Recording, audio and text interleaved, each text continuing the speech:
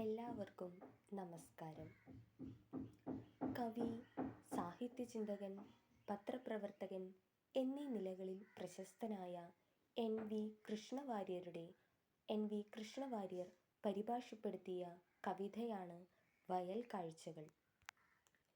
സംഘകാല തമിഴ് സാഹിത്യത്തിലെ അകം കവിതകളിൽ നിന്നെടുത്തിട്ടുള്ള വയൽ കാഴ്ചകൾ എന്ന പാഠഭാഗം പ്രകൃതിയോടിണങ്ങി അതിനെ അറിഞ്ഞും മനസ്സിലാക്കിയും ആദരിച്ചും ജീവിച്ച ഒരു ജനതയുടെ ജീവിത ചിത്രം വാക്കുകൾ കൊണ്ട് വരയ്ക്കുകയാണ് കവി.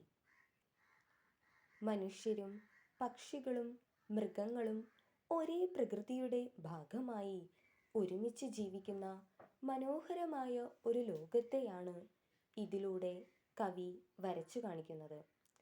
ചുരുക്കത്തിൽ, കൃഷി ഒരു ജോലി എന്നതിലുപരി പ്രകൃതിയുടെ താളത്തിനൊത്ത ഒരു ജീവിതോത്സവമാണെന്ന് ഈ കവിത പറഞ്ഞു വയ്ക്കുന്നു. Welcome to the serene beauty of Kerala, where lush green paddy fields stretch as far as the eye can see.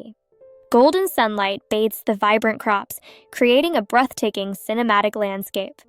Coconut trees sway gently, and a traditional canal flows peacefully, completing this tranquil scene.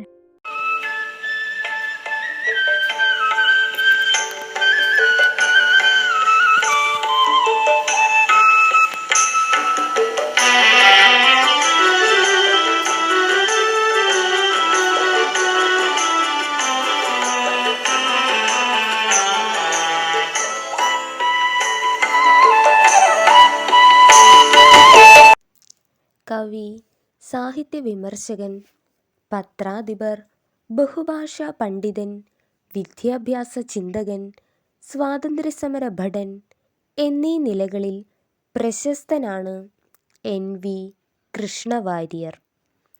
1916 May 13 Thrissur ആറാട്ടുപുഴയിലെ ഞെരുവശ്ശേരിയിൽ ജനനം.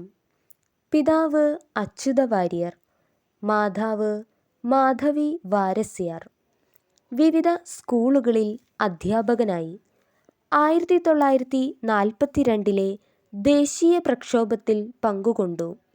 തൃശൂർ ശ്രീ കേരളവർമ്മ കോളേജിലും കുറച്ചുകാലം Madras Christian കോളേജിലും അധ്യാപകനായി ജോലി ചെയ്തു.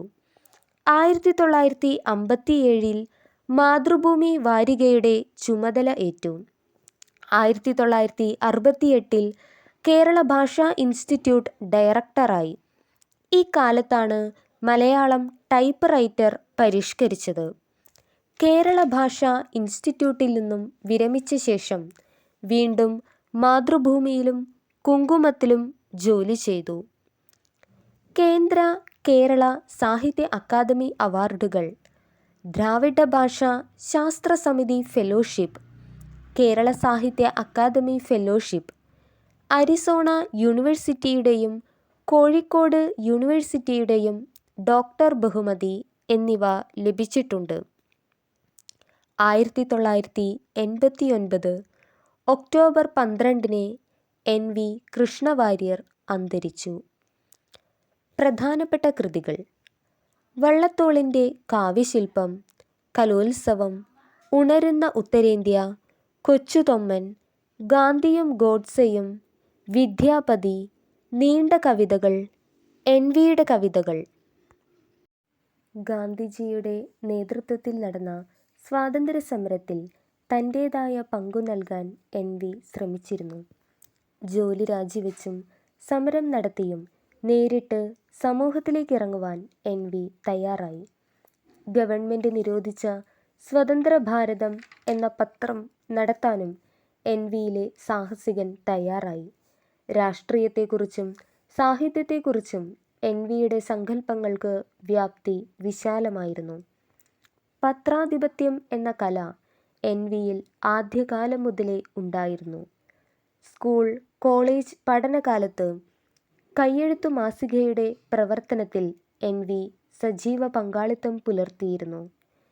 ഇടൈക്കാടനാരുടെ അകം കവിതകൾക്ക് എൻ വി കൃഷ്ണവാര്യരുടെ പരിഭാഷ വയൽ കാഴ്ചകൾ.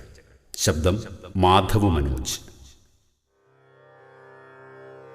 പേമഴ പെയ്കേ പാരമിരുളും പുലർകാലം, പൂഴികീഴ്മേലായി രണ്ടു ഭാഗത്തും മറിയവേ, കാളയെ പൂട്ടിത്തയ്യാറാക്കിയ ചെമ്മൺമീട്ടിൽ കീറിയൂരിറച്ചി പോൽ നീർവാലും കരിച്ചാലിൽ ഊന്നിയ വിത്തൊക്കെയും മുളച്ചു പൊന്തിയിടുമ്പോൾ തിന്നുവാൻ വന്നെത്തിയ കലമാൻ പറ്റം പോലെ പനയോലയാൾ തീർത്തു കാൽ നീണ്ട കുട ചൂടി പണിയാനുത്സാഹം പൂണ്ടെത്തിയ കൃഷിവലർ പറകൊട്ടിയിടും താളമൊപ്പിച്ചു കൊത്തിക്കിളച്ചടിവേരോടെ കളക്കുറ്റികൾ പറിക്കുന്നു.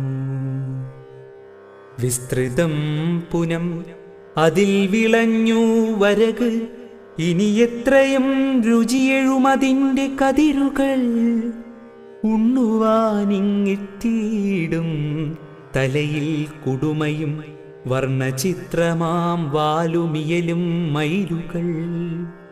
പുറമേ കറുപ്പെഴും വരകിൻ കതിർ തിന്നിട്ടവ പീലികൾ വിരിച്ചെത്രയും പുളപ്പോടെ. കൊല്ലയിലുഴുന്നവരുച്ചയ്ക്കു ചോറുണ്ണുമ്പോൾ തെല്ലൊരു തണൽ കിട്ടാൻ വെട്ടാതെ നിർത്തിയിട്ടുള്ള വലുതാമിലയെഴും കുരുന്തമരത്തിൻ്റെ വളഞ്ഞ കൊമ്പിൽ കേറി അന്തസാർന്നിരുന്നീടും. കൊല്ലയിലുഴുന്നവരുച്ചയ്ക്കു ചോറുണ്ണുമ്പോൾ തെല്ലൊരു തണൽ കിട്ടാൻ വെട്ടാതെ നിർത്തിയിട്ടുള്ള വലുതാമിലയെഴും കുരുന്തമരത്തിൻ്റെ വളഞ്ഞ കൊമ്പിൽ കേറി അന്തസാർന്നിരുന്നീടും. ഒരു കൃഷിക്കളത്തിൻ്റെ ചിത്രമാണ് കവി വാക്കുകൾ കൊണ്ട് വരയുന്നത്. മഴക്കാലത്തെ ഒരിരുണ്ട പ്രഭാതം. ചെമ്മൺ നിലത്ത് കാളപൂട്ടി ഉഴുമ്പോൾ അടിയിലെ മണ്ണ് കലപ്പ തട്ടി പുറത്തു വന്ന് ഉഴവുചാലിന് ഇരുവശത്തും കുമിയുന്നു.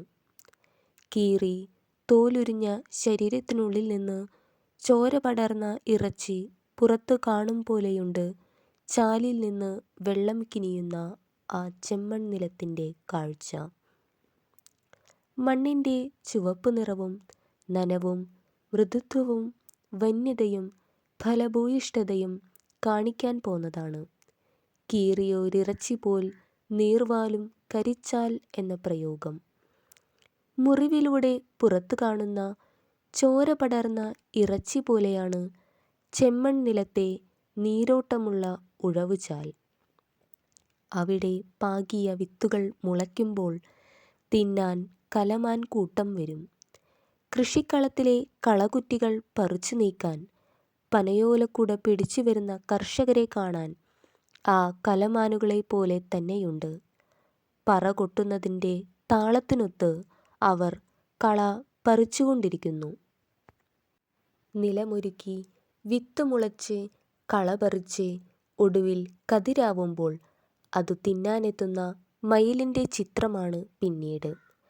കാടുവെട്ടി കൃഷി ചെയ്യുന്ന വിസ്തൃതമായ നിലത്ത് വരക് വിളഞ്ഞു നിൽക്കുന്നു. തലയിൽ കുടുമയും നീണ്ട പീലിവാലുമുള്ള മയിലുകൾ അത് തിന്നാനെത്തുകയായി. കതിരു തിന്ന് അവ സന്തോഷത്തോടെ കുരുന്തമരത്തിൻ്റെ വളഞ്ഞ കൊമ്പത്ത് കയറി നിന്ന് പീലി വിരിക്കുന്നു. മയിലുകൾ കയറി നിൽക്കുന്ന മരക്കൊമ്പുകൾ പോലും കവി സൂക്ഷ്മതയോടെ ചിത്രീകരിച്ചിട്ടുണ്ട് ഇവിടെ. കുന്നുകൾക്കിടയിലെ താഴ്ന്ന പറമ്പിൽ നിലമുഴുന്നവർ ഉച്ചയ്ക്ക് ചോറുണ്ണുമ്പോൾ അല്പം തണൽ കിട്ടാനായി വെട്ടാതെ നിർത്തിയതാണ് വളഞ്ഞ കൊമ്പുകളും വലിയ ഇലകളുമുള്ള ആ കാട്ടുനാരകം.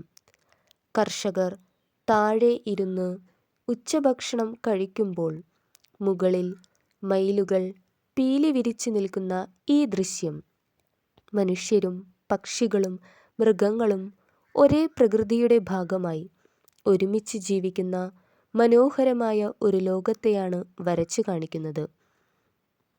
ഇന്നത്തെ തമിഴിനും ഇന്നത്തെ മലയാളത്തിനും മുമ്പുള്ള പഴന്തമിഴ് ഭാഷയിൽ എഴുതപ്പെട്ട പാട്ടാണിത്. അന്നത്തെ കാലഘട്ടത്തിലെ തമിഴ് കൃഷിരീതികളാണ് ഈ കവിതയിൽ പരാമർശിക്കപ്പെടുന്നത്. അക്കാലത്തെ ജീവിതരീതിയും ഭാഷാപ്രയോഗങ്ങളുമാണ് കവിതയിൽ പ്രതിഫലിക്കുന്നത്. പുനം, വരക്, കൊല്ല തുടങ്ങിയ വാക്കുകൾ അന്നത്തെ കാർഷിക സംസ്കാരത്തിൻ്റെ ഭാഗവും നിത്യോപയോഗത്തിനുള്ള വാക്കുകളുമായിരുന്നു. ആ കാലഘട്ടത്തെയും അവിടുത്തെ കൃഷിരീതികളെയും സത്യസന്ധമായി അടയാളപ്പെടുത്താൻ ഈ വാക്കുകൾ സഹായിക്കുന്നു.